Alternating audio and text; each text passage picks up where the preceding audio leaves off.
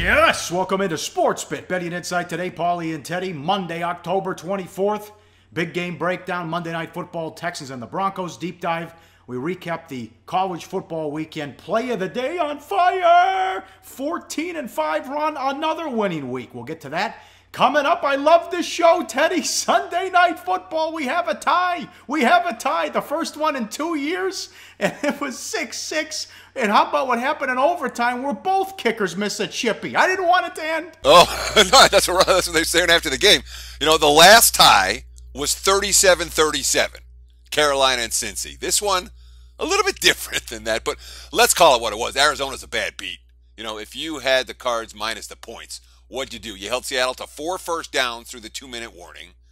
You get down to the 1-yard line in overtime. And then, I'm sorry I'm laughing. I had a ticket on Seattle, and that game made me happy, not sad. So I can't feign sadness for Arizona bettors. But that was a tough beat if you had Arizona. They were certainly the right side in that game. And Hauschka's missed, not a bad beat because Seattle was covering anyway, even though both kickers missed the chip shots in OT. But tough if you had Zona, and that was a two-way action game. Line hung between 1 and 2 all week, right up until kickoff, and obviously Seattle gets the money in that tie scenario. Interesting note for season win total bettors: both the Seahawks and Arizona, that gets counted as a loss, or as a non-win. And for those season win total bets, it's worth noting those ties. They don't help you. You don't get a half from a tie. You get a 0 when it adds to wins. You see a game like that, it's supposed to be bad weather, blizzard or cold. In-game wagering, the total was 10.5 in the fourth. You'll never see that again. And then the teams are going up and down the field in overtime. When you see something like that, you go back and look. You want to look at the ties that run that list down, but also some of the shit games we've had over the years. There was, you remember Pittsburgh, Miami, 3-0 on Monday Night Football? The field was so bad. Sure, but that's usually, as you mentioned, bad weather. There was no weather in Arizona last night. It was 2 really good defenses getting at it, and 2 struggling kickers. Oh, yeah. Cleveland beat Buffalo 6-3 in 2009. Derek Anderson was 2 of 17, and they won the game. And Atlanta beat Arizona 6-3 in 2004. 500 yards of offense in the game. Each team had 4 turnovers. So there's a little short list about some of the wild games we've had that you don't think of unless you see a game like that on Sunday Night Football. We always start with the NFL recap on Mondays, and the professionals got the best of the amateurs, pros against Joes, we'll call it that. And there were 3 games, pros against the Joes, where they were split. And let's start with the Vikings and the Eagles. Mike Zimmer lit his team up after the game. He said it was embarrassing, pathetic, and he called the offensive line soft. Eagles get the win. Oh, yeah, and I mean, Zimmer was right. When we previewed this game on the Friday weekend preview edition, we talked about Carson Wentz and the struggles he's going to have against that Minnesota pass rush. Well, Carson Wentz didn't get sacked, and Sam Bradford got sacked 6 times. And look, maybe we've been waiting for the bad Sam Bradford game. It came on Sunday. And, of course, Philly had the kick return touchdown. So you score on special teams. Second straight week the Eagles have had a kick return touchdown, by the way. You score on special teams. You have a +6 sack advantage. I mean, Minnesota, they started 2 drives in the red zone after Philly turnovers, and both times they turned it over right back. So Zimmer was right. The Vikings were a little fat and happy off a bye, regardless of the quotes that they were talking about. The Eagles, and the Eagles, who the pros were backing, did very well. The Vikings, the square side in that game, which unfortunately I was on, never really had a chance. 5 straight turnovers, 5 straight series with a turnover in that first quarter. Bills in the first quarter, yeah. How many games you see that at the end of one? Incredible. You have turnovers 5. Not many. I don't know what the deal was here with the Bills. McCoy was ruled out on Thursday. Not only was he ruled out by ESPN, there was a report that he could miss multiple games. They throw him in there even with the bad hammy. He leaves early, and the professionals were on the Dolphins, who get the outright win. Yeah, the Dolphins, and this is another one where the pros beat the Joes, just like the pros had Philly, the Joes had Minnesota, the pros had Miami, and the Joes largely had Buffalo in this game. And look, you saw it. I mean, every recap show last night, J&J, oh my God, J&J. What did we tell you on Sportsbet last week about the Miami Dolphins offensive line? Gee, the 2 guys who started on the left side against Tennessee were both cut after the game, and lo and behold, Miami's got Tunsil back healthy. They've got Albert back healthy. They got Pouncey back healthy. Whoa, what a surprise. A good offensive line. You can run the football. Impressive win for Miami because Buffalo came out and looked like they were in control of that game. And the Dolphins stayed with their game plan and really clamped down defensively the second half. And, of course, just blew Buffalo off the ball when it mattered most. Here's another one, and good for the Chargers. They rallied back from a big deficit and win in overtime against Atlanta. Yeah, from 17 down, San Diego was in that ballgame. 3 scores down. And like Miami, the Chargers stayed true to their running game. They didn't panic. They didn't say, all right, let's drop back and pass 50 times. Said, we got to keep the Atlanta offense off the field.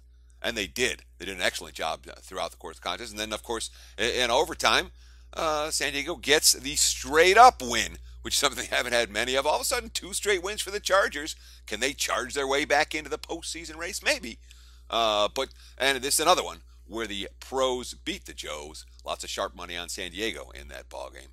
And the Joes, more support for Atlanta than in your average game. Bad bets, 2 from the same game. Redskins and the over. The total never had a chance. Bet up to 50. Oh, yeah. I mean, the first half drives. All right, you had a 5-minute drive and then you punt.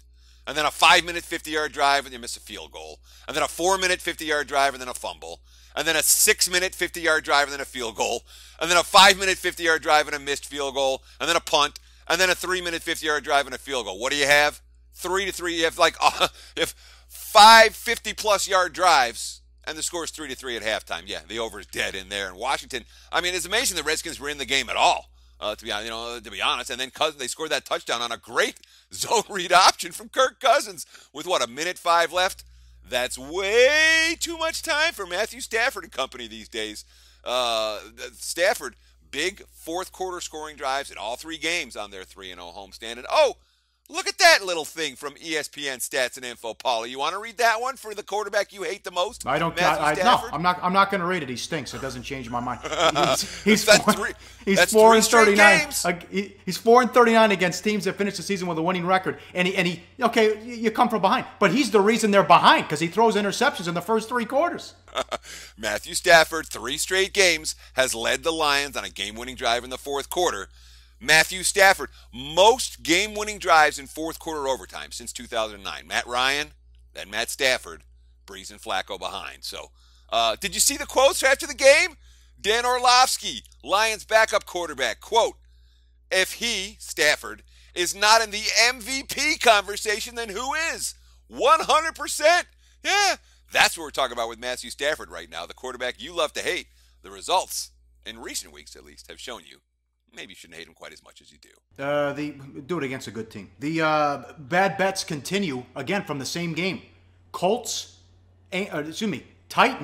and the under. The Titans were bet up to 4, and the total was bet down to 48.5. Yeah, and I mean, the total got bet down because of all the injuries for Indy. I mean, Indy was minus 3 of their top 5 wide receivers. They were minus their starting tight end, and they were minus their starting left guard. And all of a sudden, the markets say, Tennessee's defense. Andrew Luck was great. I mean, Andrew Luck was really good. The game was tied 20-20 in the fourth quarter. And Luck is cool as a cucumber. Mariota, well, not so much. He had a bad throw. He had that indefensible fumble 6. Really wasn't sharp downfield. Indianapolis, 8.3 yards per pass. Tennessee, 5.2. And, of course, the Colts D with that game-changing play in the fourth quarter that ended up cashing the over and turning all that Tennessee money into losing money. All right, bad for the books. How about the Bengals and the over, and the Browns lose another quarterback? Oh, my God. Now, look, Cleveland has already lost RG3. They've lost Josh McCown. They've lost Cody Kessler. They lost Charlie Whitehurst. And Terrell Pryor, of course, he's not a quarterback, which means, yes, the 6th stringer, Kevin Hogan, got a shot for the 0-7 Cleveland Browns. And Hogan, I guess he was able to run the football a little bit. He didn't throw it particularly well. When Kevin Hogan gets into an NFL game long enough to throw multiple interceptions, he threw 2 picks, it's probably not going to be a good result for the house if the house needs that team. That was the result, obviously, on Sunday. Cincy and over get the money. Both of those bad news for the house. How about this? Andy Dalton, 11 yards per pass attempt versus Cleveland's hideous bad defense. Oh, and the Bengals had 9 yards per rush, too, in that ball game. Yeah. This was a horrible result. Every ticket had Patriots teased, Patriots to cover, parlays, everything. Patriots get the job done. Workmanlike performance. Gronk came alive in the second half, and they cover against Pittsburgh. Yeah, and I'm sure Jimmy Vaccaro will talk about this game when you do your deep dive with him like we do every Tuesday here on SportsBit. But this was a disaster for the books, and it all came down to red zone execution, really, more than any other factor. The Patriots, 3 red zone drives, 3 touchdowns. The Steelers with the rookie, or not the rookie Landry, with the young, inexperienced Landry Jones at QB. They got down to the red zone, but they didn't convert. Only 1 touchdown in their 4 red zone opportunities. And this is our loser. This is our only loser last week. I felt real good about that over. I mean, Paulie, we needed 1 more score with 10 minutes remaining. The Steelers' last 3 drives, missed field goal, punt, stopped on downs. And Tom Brady, man, you say he found the holes. LeGarrette Blount found the holes. 127 yards, 2 touchdowns. And it kind of slowed the game down in the second half, which really was not good news for overbettors, unfortunately. Mike Tomlin kicked a 54-yard field goal down 11 in that game in the fourth quarter. It was 4th and short, too. That was horrible. Horrible by Tomlin. It turns into a 1-score game if he hits it, but nobody hits field goals in Pittsburgh. Not in that stadium. I mean, Gostkowski missed another extra point, for God's sakes. It's doing 2 games in a row. College football in the deep dive. Up next, that's coming up. Big game breakdown. Monday Night Football. Texans and the Broncos, that's coming up. On SportsBit. Betting Insight today on SBRpicks.com. Research before you bet. Be sure to check out SBR Picks for the best game predictions, breakdowns, and much, much more. Back on SportsBit, Paulie and Teddy. Time for Big Game Breakdown. As always, live odds. SportsBookReview.com. Monday Night Football. Texans and the Broncos. Denver laying 8.5, 40.5 the total. The Denver D, the numbers are great. Per play, 2nd in the league, 4.6. Per pass, 2nd in the league. Sack percentage, number 1 in the league. More impressive, look at the quarterbacks they face. Newton, Luck, Dalton, Winston, Ryan, and Phillip Rivers. And now they get one of the worst quarterbacks, at least statistically, in the league with Osweiler coming to town. Yeah, but we got to go through that one more time, because when you're talking about number 2 in the NFL in yards per play, number 2 in the NFL in yards per pass, and you faced Cam Newton, Andrew Luck, Andy Dalton, Jameis Winston, Matt Ryan, Phillip Rivers, every one of them is going to be a top half of the league QB. I mean, maybe you put Winston right in the middle there, but Newton, Luck, Dalton, Ryan, Rivers, they'll be top 10 QBs probably. So the fact that Denver has put up these monster numbers against a better offense they're going to face here certainly gives bettors some hope for the Broncos and explains why there's been nothing but Denver's team. Remember, this line opened 6.5. We're looking at 8.5s. There are 9s out there as we record very early on Monday morning. And I haven't seen a lick of buyback on the Texans yet, Pauling. That has a lot to do with the fact that Brock Osweiler has some really ugly numbers so far this season. Yeah, and he gets Fuller back, and he has Hopkins, so he has weapons, and he's got Lamar Miller too, so this is unacceptable. And you can't really blame the play calling either, because he's not getting it done. The passer rating is 74.1. He has 8 touchdowns and 8 interceptions. Only road games are at New England and at Minnesota, but in those games, the offense was terrible. The only touchdown was on a meaningless drive with 3 minutes left, down 31-6 against the Vikings. What is this guy's problem? Well, again, Brock Osweiler, in the modern NFL, where there aren't many elite quarterbacks, Denver's got to, Denver made the choice. We're not going to pay this guy. We're going to draft somebody. Well, that's not true. What do you mean that's not true? They wanted him, but Houston gave him more money. Right. They said, well, the Broncos had a chance to match the Texans' offer and chose not to do it. Okay, all right. That was a John Elway decision. John Elway said, this guy's not worth $72 million. But so far, John Elway's been right. Which was yeah. He didn't want Kaepernick, and that he said, all right, well, we'll go with Trevor Siemian, we'll go with Paxton Lynch, we'll play to the future. But Osweiler, he hasn't been good, and the 2 road games, as you mentioned, at New England, at Minnesota, 2 elite teams, the offense was a disaster in both of those ball games with only the 1 garbage time touchdown, and now he's facing a great defense, every bit as good as New England's, every bit as good as Minnesota's, arguably better. Arguably the best defense in the NFL. I rank Denver and Minnesota 1-2 with the Patriots not that far down from that duo. But now he's got to do it on the road. And, he's got to do it against a defensive coordinator that watched him in practice every day for the last 4 years and would, in theory, be able to know Brock Osweiler's vulnerabilities more than your average defense coordinator. Wade Phillips has a pretty good track record against quarterbacks that he's had on his roster when he faces them on another roster. Well, okay, can Denver score enough to cover this big point spread? Because, the passing stats look pretty good, but the opposing teams don't fear Simeon, and they have been able to get C.J. Anderson going, only 3.5 yards per carry. The last 2 years, it was 4.7. Yeah, and I mean, the Broncos' offensive line hasn't been particularly good so far this season. They look good in the opener against Carolina, and then we realized that everyone's looking good against Carolina. And they haven't necessarily good. I mean, the last time I remember them looking really good was the game against Tampa Bay. It's been a couple of weeks since that Broncos' offensive line has been able to blow open holes for Anderson. And some of that has to do with the fact that they've been playing a little bit of QB shuffle. Simeon wasn't particularly good in the loss at San Diego. He was bad in the loss at San Diego. And Simeon's been a guy that when he's in a rhythm, and he's found a rhythm a handful of times this season, he's looked pretty good throwing downfield. But when they don't have that downfield passing game, you see the difference. Anderson more than a yard per carry less than last year. I'm going to read one quote here because we talked about the Brock Osweiler situation, and I want to just get back to that real briefly. This is from Von Miller talking about what it's like going after a QB who used to be your friend, but now he's on another team. Quote, "You're playing one of your brothers. You're playing one of the guys that you bled with. It's just a little bit of added sauce.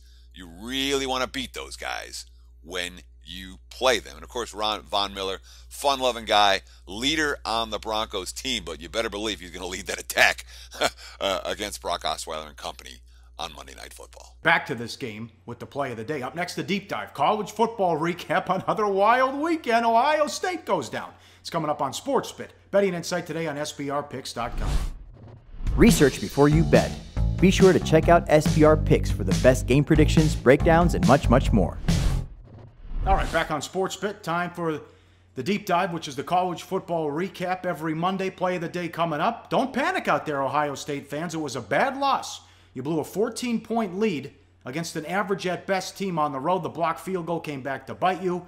But look at the odds here at the Westgate in Las Vegas. Ohio State, they're still the second choice to win it all. Yeah, and remember, these are odds that are updated after Saturday's action. So you have Alabama. I mean, Alabama's going to be the chalk there. We're in the chalk from day one. I'm actually surprised it's not more like 7-5 or 6-5 on the Crimson Tide, simply because there is so much respect for Alabama in the markets. But look at the next choice. One loss, Ohio State. Doesn't matter. As long as they win out. They get Michigan at home. They get the Big Ten title game. And if they win those two contests, they will get a chance in the playoff. So Ohio State second, Michigan third, then Louisville and Washington, Clemson. And look at West Virginia. They're not getting any respect yet. No surprise, though. The Mountaineers don't have the feel of a title contending team. They do, however, have the feel of a team that's still being disrespected by the betting markets a little bit. We'll talk about them in just a moment. Now, here's a good question. Does a one-loss Big Ten team remain ahead of West Virginia if the Mountaineers go unbeaten? And that is going to be interesting, but way too early to start talking this stuff, Paul. Well, hold on, you asked me the question. I got to answer it. Okay. Yes. Does a one-loss team remain ahead of West Virginia if the Mountaineers go unbeaten? Ohio State wins the Big Ten title game? Mm-hmm. Oh, God, there's 4 top 10 teams in the Big Ten. Yes. West Virginia, no. Well, hold on. West Virginia, no. Baylor, yes. There's no way they're putting Baylor in with that horrible non-conference. But, man, that's a hell of a resume for the Buckeyes if they run the table. Because they're going to get Wisconsin or Nebraska in the Big Ten title game, too, assuming they beat Michigan, too. Oh, man. Yeah, they'll be fine. Ohio State, for an October loss, it's a bad loss, but it's not a season killer. Not even close. Bad beats. The Hawaii Air Force total bet from 62 down to 57.5. It fell 40 in regulation and went to overtime. Yeah, and went to overtime and fell 61 in OT. Oops. That's brutal. Those OT unders, the overtimes that kill you under, and not just one overtime. It needed 2 overtime to kill all that under money. Killed most of it, obviously, when it fell at 61 with a game that closed 57.5. Bad beats? How about Michigan and Washington? Teams that don't need style points. All they have to do is win. 2 blowouts when Harbaugh and Peterson said, okay, let's rest, guys. Let's get out of here with the W. Yeah, I mean, this wasn't a weekend for a lot of bad beats. It really wasn't. Not in the NFL, not in college. But certainly, Michigan, they're bet up from 34.5 up to minus 40. Washington, but up from minus 32 up to minus 37. And both teams lead 31-0 at halftime. And if you bet them first half, you cash with room to spare, no problem. If you bet them for the game, you didn't cash either ticket. Harbaugh called off the dogs. Peterson called off the dogs. And again, 4 teams like Michigan, like Washington, there's no reason, there's no motivation to run up scores. All they got to do is win and stay fresh. And that's why we saw so much boring football in the second half of those 2 blowouts. Mississippi State was bet up from 3 to 6.5, and they scored 40 points and still couldn't cover against Kentucky. Yeah, you can't cover an SEC game, even against Kentucky, when you allow 250 on the ground and 250 through the air. I mean, not a good performance for that Bulldogs defense on the heels of that overtime loss at BYU. I didn't understand the Texas money. They lost at K-State. And Missouri bet up to 9. They lost at home. Homecoming at Middle Tennessee State. Oh, yeah. I mean, I'm already going to take the under on the Barry Odom here in Mizzou. I mean, Middle Tennessee had 300 on the ground, 280 through the air, on the road against an SEC foe. All right, that's not a good defensive performance for a team that has lived on defense in recent seasons. And Missouri, they were bet up from minus 6 to minus 9. Texas, I mean, they were plus 3 at the opener. They closed the favorite.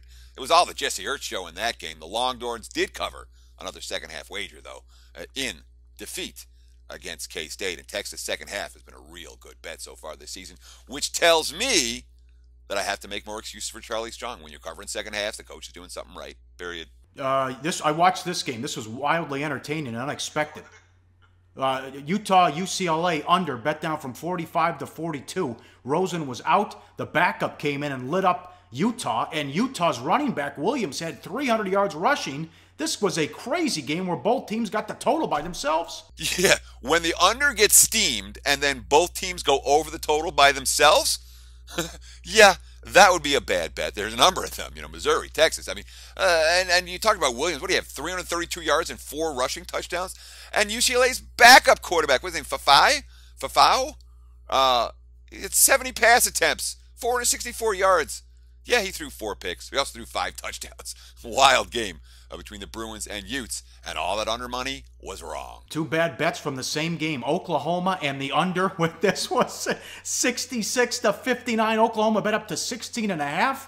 Texas Tech, Mahomes had 88 pass attempts, 734 passing yards, and 5 touchdowns. Yeah, I mean, there wasn't a whole lot of under money. The total got bet up from 84 to 86. The Sooners were the ones who took the bunch of money, 13.5 up to 16.5. There are even 17s out there. And anybody who bet Oklahoma early, you had Oklahoma 13.5 or Oklahoma 14 in your pocket. You're really, really hoping for, give me one stop. Give me one last stop. They didn't get it. And that Oklahoma defense with Mahomes, as you mentioned, throwing for 734 yards against Oklahoma's defense. That's why Oklahoma's not going to be playing for a national title this year. Offense is just fine. Defense, not so much, although it's a little bit better than the Red Raiders defense. Wild game there. All right, bad for the books, rapid fire. Look at this, a lot of money on Rutgers. They almost won at Minnesota. Yeah, and that was all wise guy money. Rutgers plus 21 down to plus 17.5, and they ended up losing by 2. The best offensive showing for the Scarlet Knights in more than a month, and Gophers, not a team I'm comfortable laying 3 scores with, obviously. Neither were the markets with all of that Rutgers money. A big move on North Carolina. They continue to win on the road. Yeah, -7 to -11. They win 35 to 14, and the books have been burned, badly burned by the Tar Heels 2 weeks in a row. I don't think we'll see any more bargains moving forward, although North Carolina on bye this week. Navy was plus 2.5. They went off the favorite. They beat Memphis. Hey, it was a weird line to begin with. I mean, a 4-point line move towards Navy. I was surprised that the Tigers were chalk at the open. They weren't chalk at the close.